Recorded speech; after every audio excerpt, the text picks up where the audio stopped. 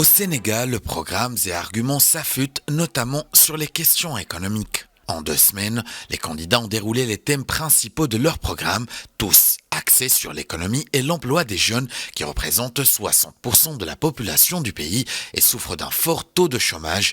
Dans la lignée du président Macky Sall, Amadou Ba, qui se présente comme le président de l'emploi, promet la création d'1 million d'emplois d'ici à 2028. Je m'engage à être le président de l'emploi des jeunes.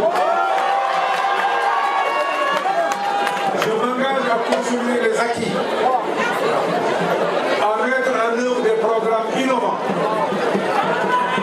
Et je me suis engagé à créer 1 million d'emplois sur les 5 années. Si la majorité des candidats sont favorables au maintien du statu quo économique, d'autres envisagent un soutien financier accru au secteur agricole, la création d'une nouvelle monnaie et la renégociation des contrats miniers et énergétiques.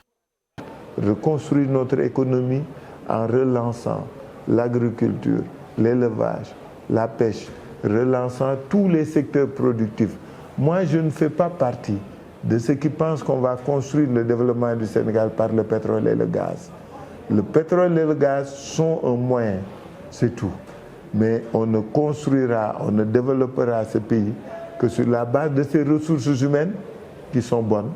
On a une population jeune, on a une population décidée, ingénieuse, qui est prête à s'investir si on lui donne les moyens. À l'heure où le pays s'apprête à exploiter les gisements d'hydrocarbures au large de ses côtes, l'opposition a fait savoir qu'elle était prête à renégocier accords et contrats liés à la gestion du pétrole, du gaz et des mines, des promesses destinées à juguler l'inflation et le chômage massif qui entretiennent l'émigration clandestine mais qui inquiètent certains milieux économiques. Rappelons qu'en juin 2023, le Fonds monétaire international a approuvé un programme de financement d'un montant d'1,8 milliard de dollars destiné en grande partie à atténuer le déficit budgétaire dans le pays.